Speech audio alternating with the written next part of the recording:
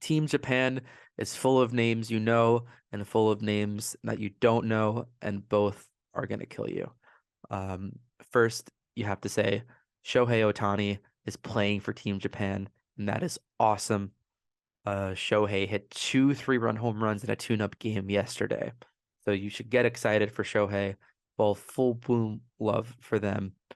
And before I get into the rest of these guys, I think these names will tell you why they're a minus 700 to win their pool, which in a tournament style baseball is unheard of when you have a minus 700 favorite with 5 teams and 4 games to play. They are minus 700 to win the pool. Even with Korea being close at plus 320,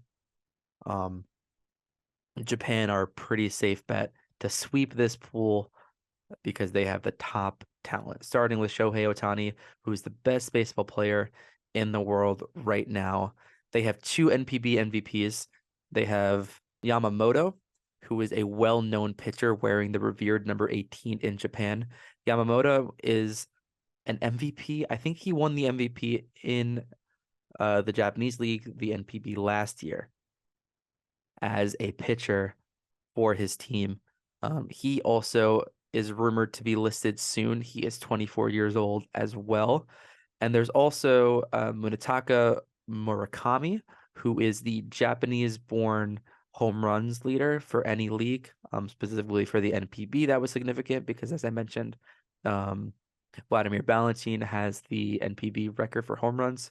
But Murakami hit 56 home runs this past year, and he actually won the NPB MVP in 2022, last year, hitting 56 home runs. And if you saw any clips of that, that was electric. So he's going to be a fan favorite, especially in the Tokyo Dome. And Yamamoto was the MVP in 2021. A key omission for this Team Japan is Kodai Senga. Kodai Senga has been dealing with some injuries. He just got signed by the New York Mets from Japan, and he was one of the best players in the 2017 tournament. So it took a few years for him to come over. So maybe Murakami and Yamamoto both wait a little bit, just like Kodai Senga did. Kodai Senga, I imagine, was afflicted by COVID, and all of those issues with moving to a new country during a higher peak in the pandemic. But this team shows out. Lars Nootbaar is playing for Team Japan as well. He doesn't know a lick of Japanese. It's been pretty funny to see him involved in some of the pregame shenanigans and the hype speeches that the Japanese coaches have been doing. He is set to be an outfielder on this roster. And also there's Masataka Yoshida, who the Red Sox just signed. Yu Darvish is playing, and Yu Darvish is definitely the best pitcher on their team, maybe with the exception of Shohei. This top 3 pitchers for Team Japan, Yamamoto, Darvish, and Shohei Ohtani, are going to be problems. And I think that's going to get them through their Pool B pretty easily. My picks are going to be Japan winning Pool B and Korea finishing in second. Korea is probably going to go 4-1 or 3-1 rather.